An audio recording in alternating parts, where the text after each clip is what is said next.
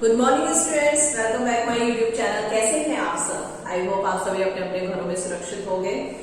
तो MA private वालों के फॉर्म्स आ चुके हैं। काफी बच्चों ने अपने फॉर्म्स फिल भी कर दिए होंगे, लेकिन जिन बच्चों ने अभी तक फॉर्म्स फिल नहीं किए हैं वो प्लीज जाकर के जल्दी से जल्दी अपने फॉर्म्स फिल कर दीजिए, क्योंकि लास्ट डेट जो है वो 22 मार्च बताई गई है।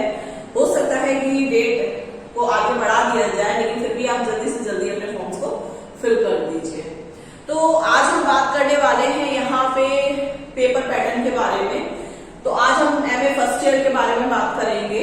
जो एमए फर्स्ट ईयर के बच्चे हैं उनको मैं आज बताऊंगी कि आप लोगों का पेपर पैटर्न किस तरीके से आता है। अभी हालांकि लास्ट ईयर 2 साल से कोरोना की वजह से पेपर जो है फर्स्ट ईयर के नहीं हो पा रहे हैं, लेकिन इस बार सब स्थिति जो है वो ठीक चल रही है, तो इसमें हो सकता है कि आपके पेपर जरूर हो। तो आप अपनी तैयारी पूरी रखिए, पेपर हो चाहे ना हो, ठीक है। तो आप अपनी तरफ से अपनी पूरी स्टडी को इस तरीके से तैयार कीजिए कि आपको किसी भी तरीके में कोई प्रॉब्लम नहीं होनी चाहिए। अगर आप लोग के एग्जाम्स होते हैं तो भी बहुत अच्छी बात है, नहीं होते हैं तो भी ठीक है।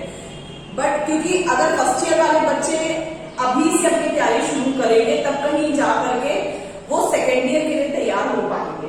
मान लीजिए आप लोग को ये रहेगा कि नहीं, कोरोना की वजह से हो सकता है कि इस बार भी एग्जाम टाल दिए जाए, बट ऐसा नहीं होगा। 99% यही चांसेस है कि इस बार आपके एग्जाम जरूर होंगे। तो आप प्लीज इट रिक्वेस्ट आप अपनी तैयारी अच्छे से करिए, क्योंकि कोरोना जो है जितनी भी डोज लगनी थी लोगों को, वैक्सीन वगैरह वो सब लग चुकी है। अब बूस्टर डोज भी आ गई है, मेरे ख्याल से आप सभी लोगों ने लगवा भी ली होगी। तो आप लोग प्लीज अपनी तैयारी को अच्छे तरीके से करते रहिए। एग्जाम होता है तो भी बहुत अच्छी बात है, और नहीं होता है तो जो टॉपिक्स आप फर्स्ट ईयर में पढ़ रहे हैं उसी से रिलेटेड टॉपिक जो है आपके सेकेंड ईयर में आएंगे। तो अगर आपने फर्स्ट ईयर में ही नहीं कुछ पढ़ाई करनी होगी तो सेकेंड ईयर में जब काफी टॉपिक्स जो है वो मिलते जुलते आप लोग को मिलेंगे तो आप लोग को उसमें दिक्कत नहीं होगी। तो चलिए स्टार्ट करते हैं हमारे पेपर पैटर्न के बारे में। तो सबसे पहले हम बात करते हैं टोटल नंबर ऑफ पेपर्स। जो आपके फर्स्ट ईयर के बच्चों के लिए मैं बता रही हूँ, जो आपके टोटल नंबर ऑफ पेपर्स है वो टोटल 7 होंगे। आपके 7 पेपर हैं, ठीक है। तो टोटल नंबर ऑफ पेपर्स है आपके 7।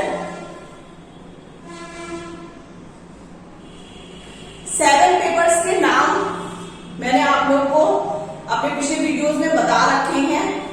एक चीज मैं आप लोगों को और बताना चाहती हूँ, जो मेरा प्राइवेट का सबसे पहला वीडियो है, स्टार्टिंग में जब मैंने वीडियो स्टार्ट किए तो मेरा सबसे पहला वीडियो है, उस वीडियो में कई बार मेरे पास बच्चों के कमेंट्स आते रहते हैं कि मैम आपने तो 4 या 5 पेपर ही बताए थे, बट इस बार जो है वो 7 पेपर है फर्स्ट ईयर में।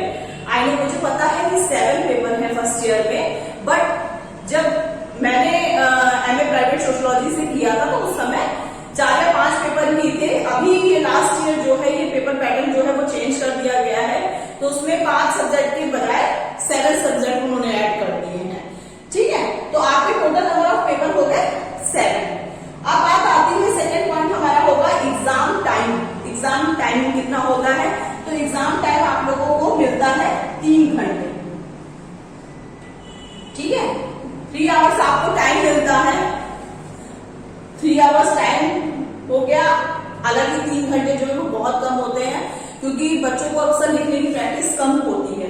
लेकिन एमए में फर्स्ट ईयर में आप लोगों के जो क्वेश्चंस आते हैं उसमें आप लोगों को रिटन एग्जाम है आपका, आपको कॉपी में लिखना पड़ेगा, तब कहीं जाके आपको मार्क्स मिलेंगे। तो 3 घंटे आप पूरी अपनी तरफ से कोशिश करिए कि 3 घंटे में आप पूरा पेपर फिनिश कर सकें। अब नेक्स्ट बात आती है हमारी पेपर्स मार्क्स की, कि जो एक पेपर है, टोटल 7 पेपर है, तो जो एक पेपर है वो हमारा कितने नंबर का होता है? तो एक पेपर आप लोग का होता है 100 मार्क्स का। एक पेपर जो है आपका होता है 100 मार्क्स का। तो यानी टोटल आपके पेपर्स कितने हो गए? 700 मार्क्स के, ठीक है। अब नेक्स्ट 4 पॉइंट है total number of question in exam, मतलब आपके एग्जाम में कितने क्वेश्चन आते हैं। तो आपके एग्जाम में टोटल 10 क्वेश्चन आते हैं। थ्योरी के क्वेश्चन होते हैं वो सारे टोटल 10 क्वेश्चन आते हैं, और 10 क्वेश्चन में से आपको कोई भी 5 क्वेश्चन करने होते हैं। ध्यान से सुनिएगा, टोटल नंबर ऑफ क्वेश्चन जो है पेपर में 10 आते हैं, और 10 में से आपको कोई भी 5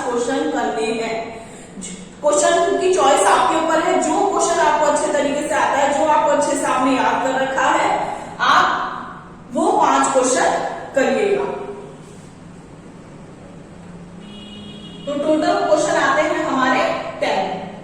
ठीक है, अब है अटेम्प्ट ऑफ क्वेश्चंस। तो मैंने आपको बताया कि पेपर में आप लोगों को टोटल 5 क्वेश्चन जो है वो अटेम्प्ट करने हैं।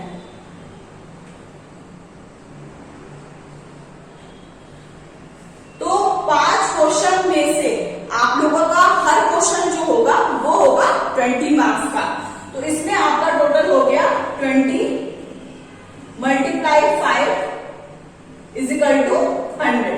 तो यानी एक पेपर जो है आपका वो आपका होगा 100 मार्क्स का। ठीक है, और जो एक क्वेश्चन है वो आपका होगा 20 मार्क्स का, यानी 20 मार्क्स का होगा हर क्वेश्चन आपका।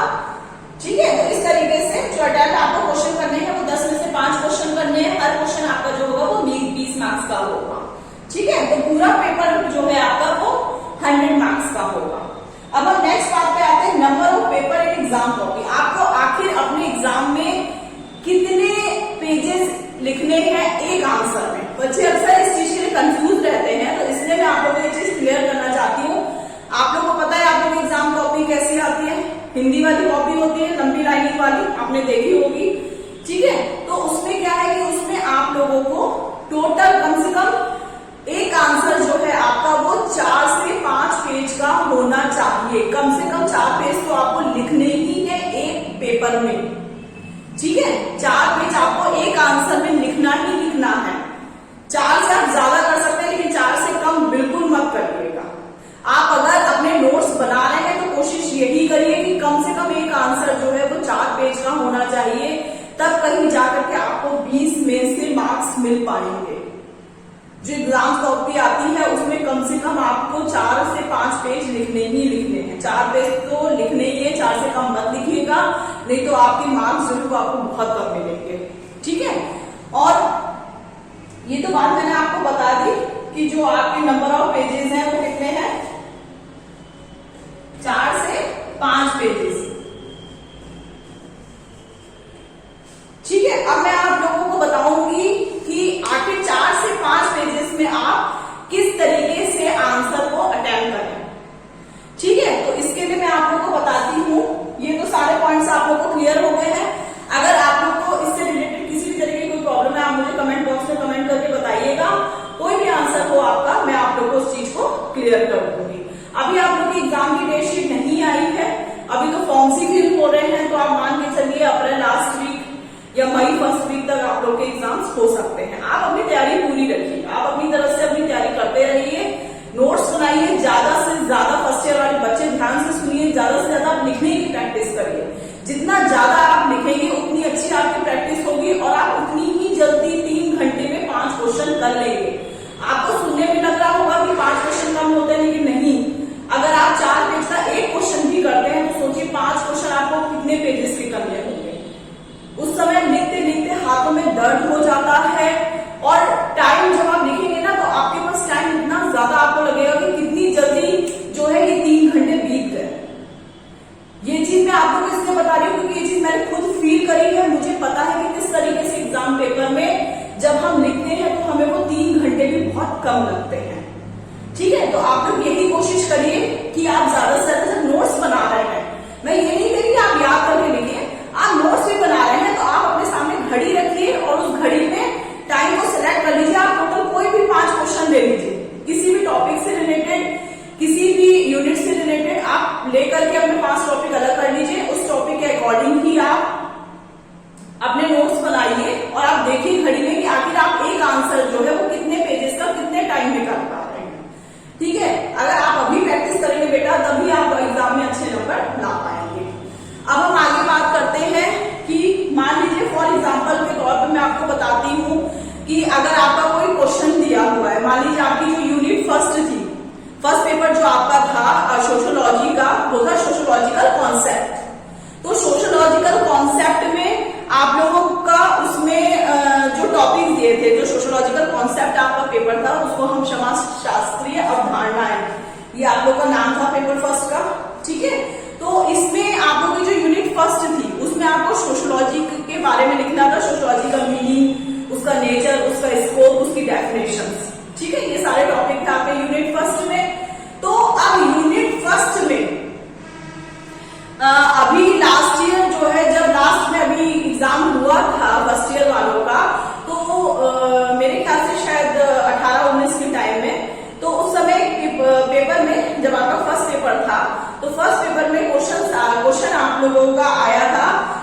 समाजशास्त्र को परिभाषित कीजिए तथा इसके विषय क्षेत्र की विवेचना कीजिए। क्वेश्चन था आप लोगों का, समाजशास्त्र को परिभाषित कीजिए तथा इसके विषय क्षेत्र को आप विषय क्षेत्र की व्याख्या कीजिए। इस तरीके से क्वेश्चन आप लोगों का आया था।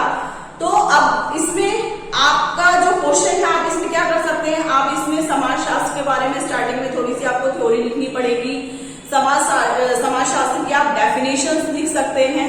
डेफिनेशंस कितनी होती हैं, आप जो भी आप लोगों के पास क्वेश्चंस वगैरह हैं, जो भी मैंने आप लोगों को अभी तक नोट्स वगैरह के बारे में बताया, उसमें मैंने आप लोगों को डेफिनेशंस भी बताई हैं। आप लोग भी खुद से जाके गूगल पे सर्च कर सकते हैं, या आपने चित्रा के नोट्स दिए होंगे तो आप उसमें भी देख सकते हैं, उसमें भी काफी सारी डेफिनेशंस दी हैं। तो जो भी डेफिनेशंस हैं वो जरूर लिखिए। आप उसके जो टॉपिक आपसे पूछा जा रहा है थोड़ा सा उससे थ्योरी से रिलेटेड उसके बारे में लिखिए। तो इस तरीके से आप लिखेंगे तो आपको जो आपके 4 पेजेस आपको एग्जाम में लिख रहे हैं वो आपको काफी इजी पड़ेगा।